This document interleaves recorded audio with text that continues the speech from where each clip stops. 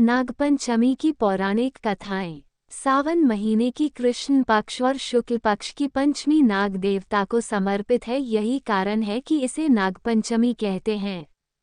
जनमानस में नागपंचमी पर्व की विविध जनश्रुतियां और पौराणिक कथाएं प्रचलित है। कथा एक राजा के 7 पुत्र थे। उन सबके विवाह हो चुके थे। उनमें से 6 पुत्रों के संतान भी हो चुकी थी। सबसे छोटे पुत्र के अब तक कोई संतान नहीं हुई। जेठानियां बांझ कहकर बहुत ताने देती थीं। एक तो संतान न होने का दुख और उस पर सास, नंद जेठानी आदि के ताने उसको और भी दुखी करने लगे। इससे व्याकुल होकर वह बेचारी रोने लगती। उसका पति समझाता कि संतान होना या न होना तो भाग्य के अधीन है, फिर तू क्यों दुखी होती है। वह कहती, सुनते हो, सब लोग बांझ बांझ कहकर मेरी नाक में दम किए हैं। पति बोला, दुनिया बकती है, बकने दे, मैं तो कुछ नहीं कहता।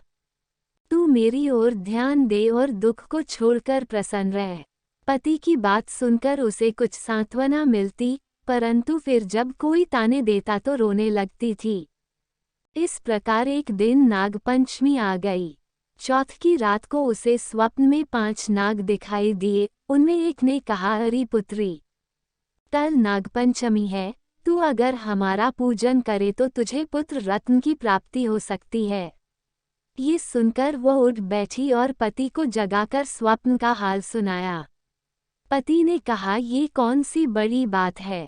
5 नाग अगर दिखाई दिए हैं तो 5ओं की आकृति बनाकर उसका पूजन कर देना। नाग लोग ठंडा भोजन ग्रहण करते हैं, इसलिए उन्हें कच्चे दूध से प्रसन्न करना। दूसरे दिन उसने ठीक वैसा ही किया। नागों के पूजन से उसे 9 मास के बाद सुंदर पुत्र की प्राप्ति हुई।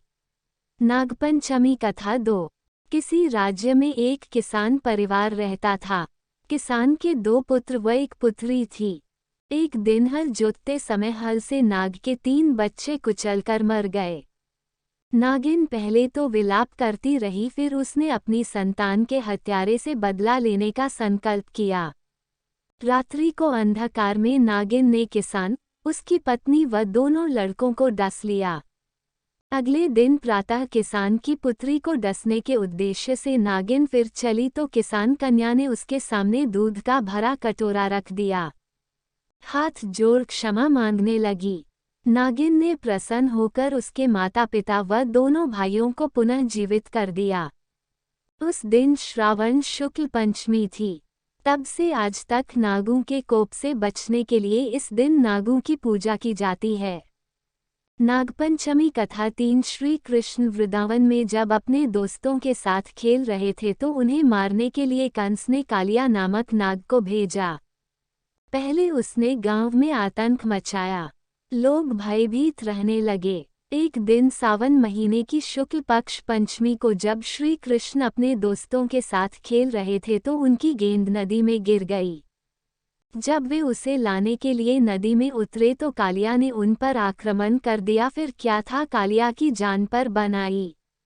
भगवान श्री कृष्ण से माफी मांगते हुए गांव वालों को हानि न पहुंचाने का वचन दिया और वहां से खिसक लिया।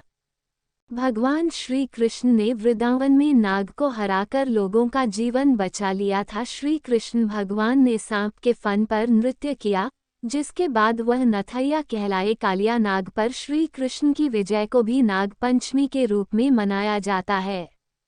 नागपंचमी कथा 4। एक पौराणिक कथा के अनुसार इस दिन सृष्टि रचयिता ब्रह्मा जी ने इस दिन अपनी कृपा से शेषनाग को अलंकृत किया था। पृथ्वी का भार धारण करने के बाद लोगों ने नाग देवता की पूजा करनी शुरू कर दी। तभी से यह परंपरा चली आ रही है। सावन महीने की कृष्ण पक्ष और शुक्ल पक्ष की पंचमी नाग देवता को समर्पित है। यही कारण है कि इसे नागपंचमी कहते हैं। जनमानस में नागपंचमी पर्व की विविध जनश्रुतियां और पौराणिक कथाएं प्रचलित है। नागपंचमी के संबंध में ऐसी ही बहुप्रचलित कथाएं आज के लेख में हम यहाँ प्रस्तुत कर रहे हैं।